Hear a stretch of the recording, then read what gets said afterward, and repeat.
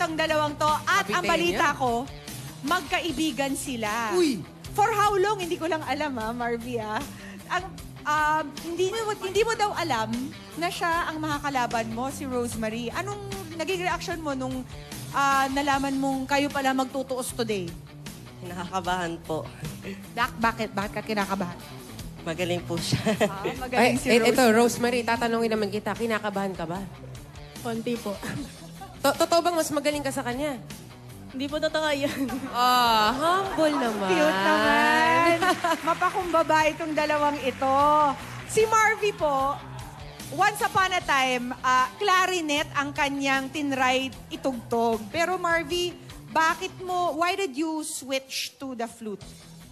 Kasi po yung clarinet po, nung bata pa po ako, hindi ko pa po siya masyadong apot kasi pamalit po yung kamay ko. Tapos, kaya po ako nag-flute kasi po, yung tita ko po, si Rhea Marie Bantat, siya po yung nagturo sa akin. Tsaka na-inspire po ako sa kanya po.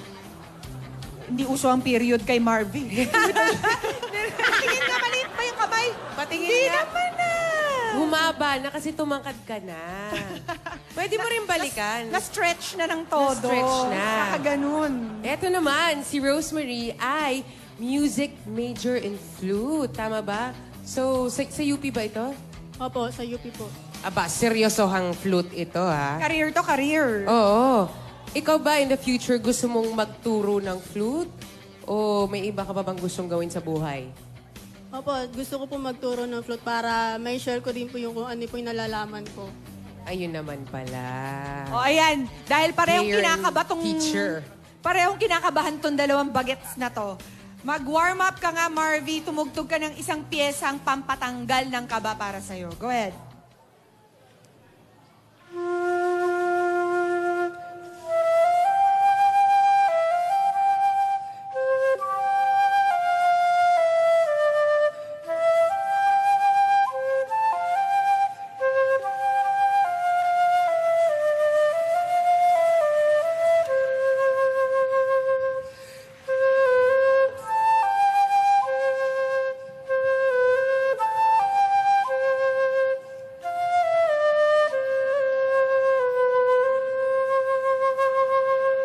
Nakaka-relax naman talaga yan. That was I'll Be There by Julie Ann San Jose. Etong si Rosemary, ibang klase yung pantanggal ka ba niya? Parang pang ano na pang contest na Parinig nga.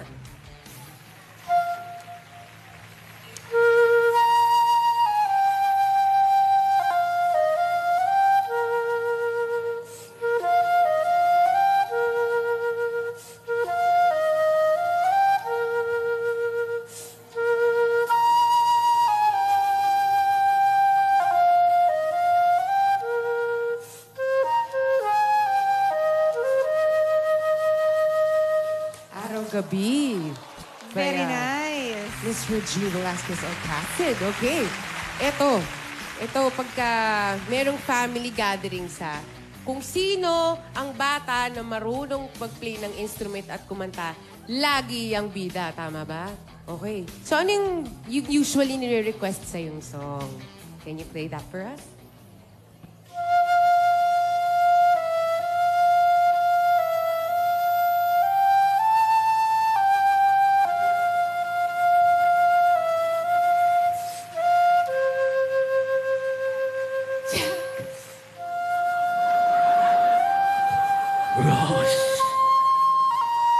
Hold on, Jack. Hold on.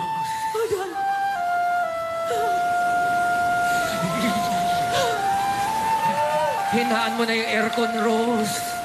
Ang lamig na, naka-18 Ay, galing. Naka-sleeveless ka kasi, Rose. Kaya nga. Ginaw. Okay, ikaw naman, Marvy. Ikaw ba laging taya kapag may family gathering? Hindi naman masyado. Humble talaga si Pero pag Marvy. nagpapa-andar ka, pag nagpapa-andar ka sa mga family parties ninyo, sige nga, anong pinapatugtog mo?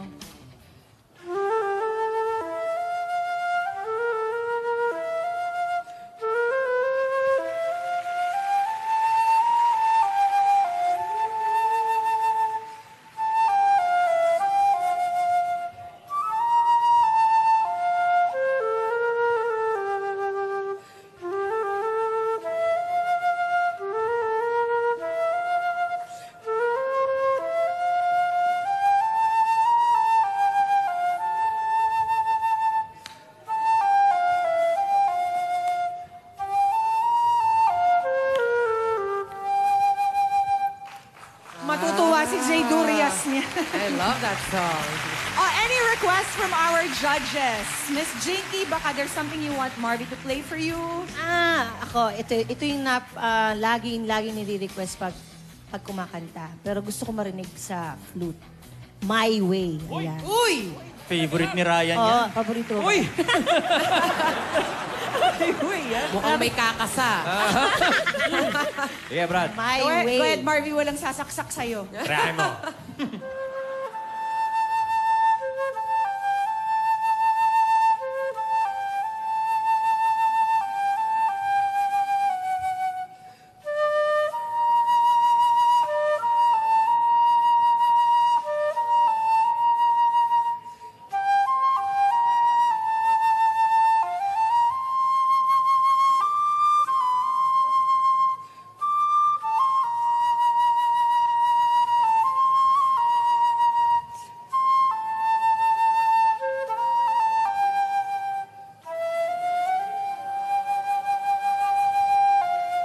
Abayo! Ang ingay nyo ah! Alak pa! Alak! Wala naman eh. Kayang-kayang high notes kapag flute, di ba? Oo, suwabe lang. Tanungin naman natin si Dance Divo. Yan. Si Dance Divo. Dance Divo Paolo. Ano naman ang request mo for Rosemary? Ako yung sa song ng Side A, familiar ka ba doon? Yung Forevermore, yung There are times when we heed a certain call. Oh, iba yun eh! Iba yun! Mash up yun. Iba Hindi, yun. yun yung Forever. Oh, forever daw, Rosemary, oh. Millennial talaga si Paulo eh. Mahilig sa mash Yun up. ba yan? Dalawang kanta. Oh, ito na. Hit it!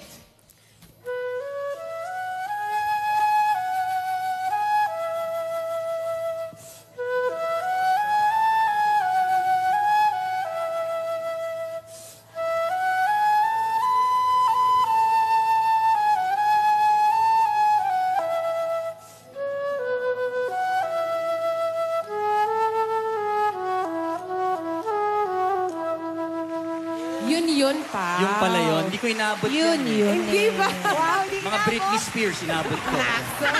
Oh, ito na. Tapos na warm-up. Umpisa na ang flute battle ng mga Caviteño heroes. From Tanza, Cavite, 17-year-old Marvy Foz. Go, Marvy!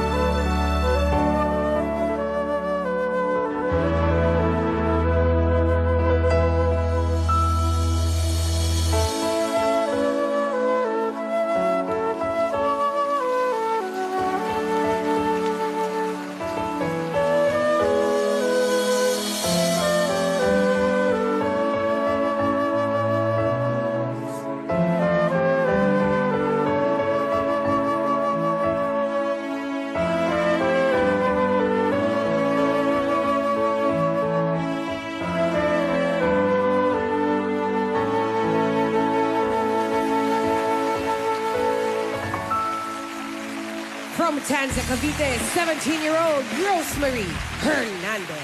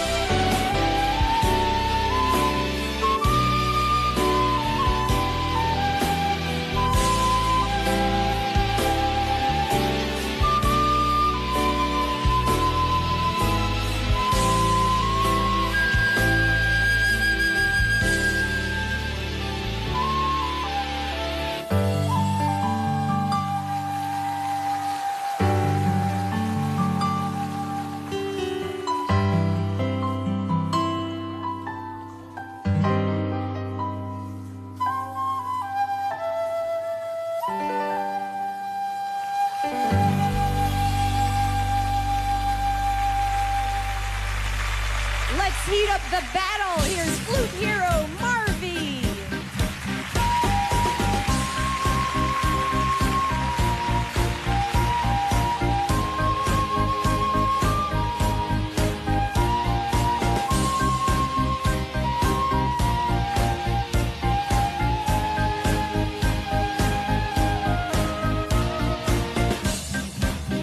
Give it up for flute hero Rosemary.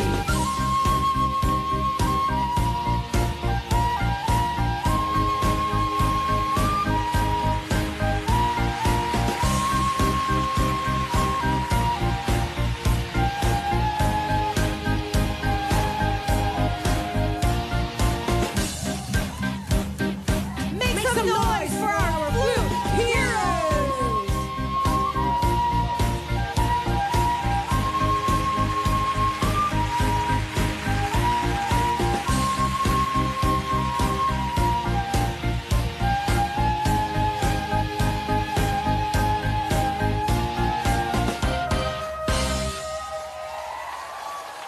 Very relaxing. Thank you very much, Rosemary and Marvy. Well done, guys.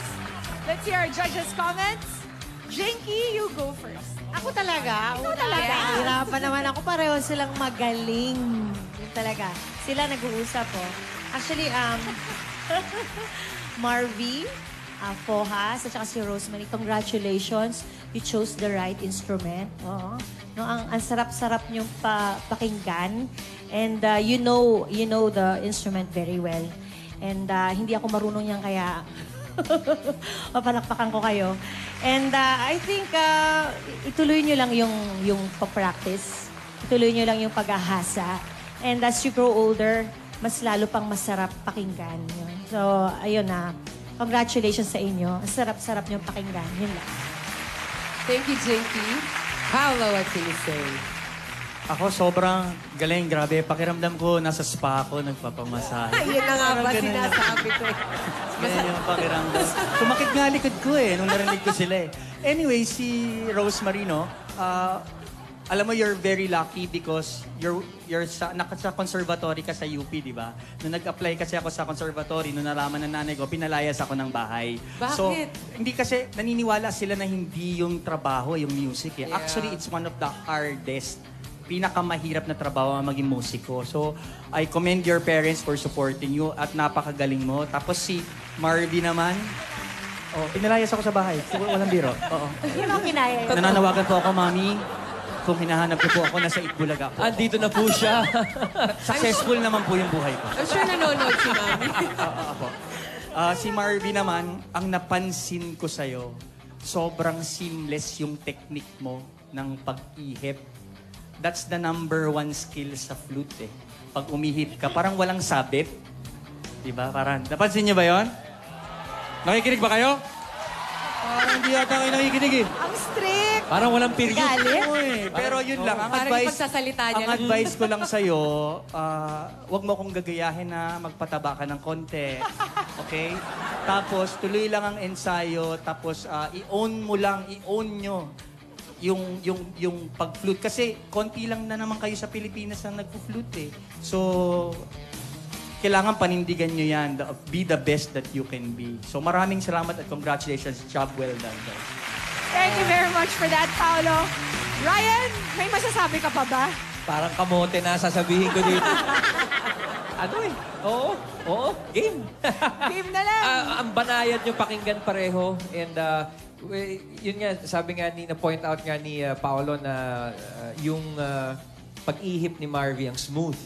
But also, I want to commend Rosemary dahil yung pag-play mo naman, may kumbaga kung kay Marvy dire-diretso yung pag-ihip, which is the number one skill, sabi mo nga sa flute, Rosemary had that cadence. She had that parang hinto, nung pareho ng pyesa yung tinugtog nila. Rolling in the deep. Part there was a part in the song which is very crucial, I think, to interpreting the song, where you have that cadence na taas-baba ka. Which Rosemary, for me, pabor sa akin yun. Dahil may taas, may baba. There's that beat to that. So Rosemary, I commend you for that. Ako, mainit ang diskusyon ng mga judges Oo nito. nga. They're so into it. Oo, maraming Gusto salamat. namin. Thank you to our judges. Now, the winning hero will take home 30,000 pesos. At bukas magpapasiklab ang mga Music Hero Squad members na sina Keyboards Hero Steven Dan, Flute Hero Brian Feliciano, Violin hero Gino Labitigan, Drums hero Vios Domingo, and Electric Guitar hero Blaster Silonga. Abangan din kung sino ang OPM icon ang makakajam nila. At sa mga tabarkads natin, mula Batanes hanggang Hulo, kung kayo ay 19 years old or below at may galing sa pagtugtog ng kahit anong musical instruments, isend ang inyong audition video kasama ang inyong contact details sa musichero.eatbulaga@gmail.com at sagot na namin ang pamasahe nyo. May mahigit 1,100 tuwa pa kaming hatid sa pagbabalik ng Eat Bulaga!